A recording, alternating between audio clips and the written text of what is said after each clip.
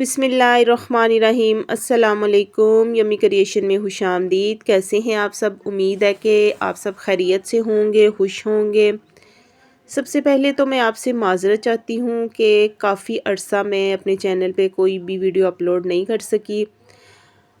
आपको पता है आजकल मटरों का सीज़न है और हर बंदा मटर पुलाव बहुत शौक़ से खाता है, तो इसलिए आज मैंने बहुत ही खुशबूदार और जायकेदार मटर पुलाव बनाया है, जिसकी रेसिपी मैं आपसे शेयर कर रही हूँ।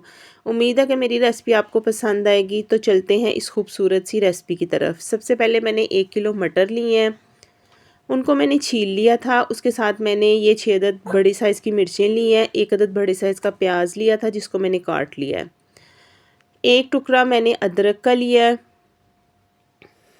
4 अदद मैंने छोटे साइज़ के टमाटर लिए हैं। अगर बड़े साइज़ के होते तो मैं 2 अदद टमाटर लेती। ये साबुत गरम मसाला है जो इसके अंदर जाएगा। 2 टेबलस्पून मैंने लहसुन अदरक का पेस्ट लिया है। 1 किलो मैंने चावल लिए हैं, जिसको मैंने आधा घंटा पहले भिगो के रख लिया था। जिन लोगों को मेरी रेसिपी पसंद आए वो मुझे कमेंट बॉक्स में ज़रूर बताइएगा कि मेरी आज की रेसिपी उनको कैसी लगी है। मटरों को मैंने अच्छी तरह धो लिया है। उसके बाद मैंने सबसे पहले जिस देचकी में चावल तैयार करने हैं उसमें ऑयल डाला है।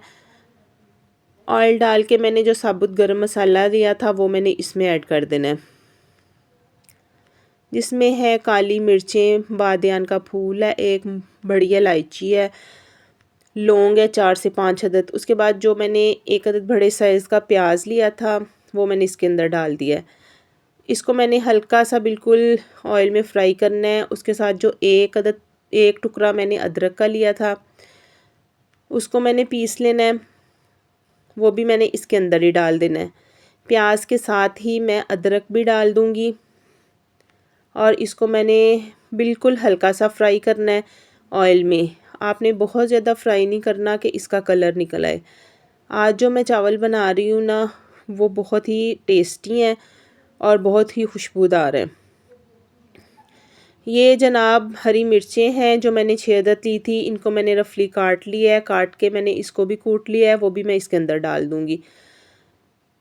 जिसमें मैंने अदरक बारीक किया उसी में मैंने हरी मिर्चें भी डाल के इसको कूट लिया, हरी मिर्चों को भी।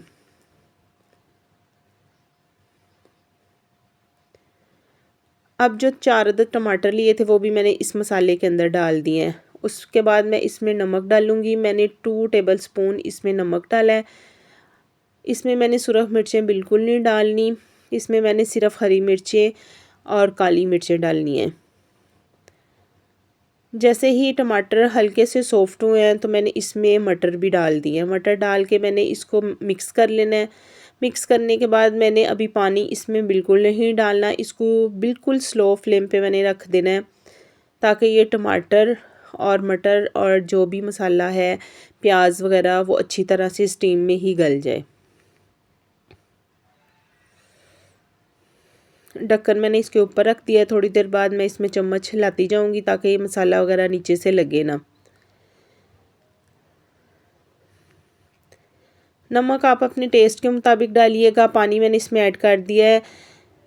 1 लीटर मैंने इसमें पानी ऐड किया है। पानी ऐड करके जैसे ही पानी पकना शुरू हुआ है मैंने नमक चेक किया। अगर पानी में नमक ज़्यादा होगा तो चावलों में नमक बिल्कुल ठीक होगा, और अगर पानी में नमक हल्का होगा तो चावलों में ऑटोमेटिकली नमक बिल्कुल ही हल्का रह जाएगा। जैसे ही पानी पकना शुरू हुआ था मैंने चावल डाल दिए। चावल डाल के मैंने इसको पका लिया। जैसे ही चावलों का पानी खुश्क होगा मैं इसको दम पे रख दूँगी। चावल डाल के आपने चम्मच को बहुत ज़्यादा नहीं इसमें हिलाना, 1 से 2 मरतबा सिर्फ आपने चावलों को हिलाना है। 5 मिनट मैंने इसको दम दिया है चावलों को, और ये हमारे खुशबूदार और जायकेदार चावल रेडी हो गए हैं। आप चाहे इसके साथ रायता बना के खाएं या चाहे ऐसे ही खाएं।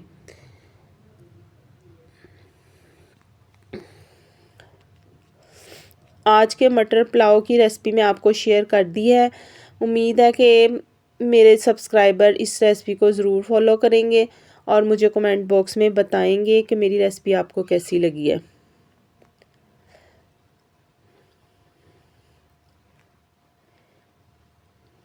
इसी रेसिपी के एंड पे मैं आपसे इजाज़त चाहती हूँ। अपना बहुत ज़्यादा ख़्याल रखिएगा और मुझे अपनी दुआओं में बहुत याद रखिएगा। अल्लाह हाफ़िज़।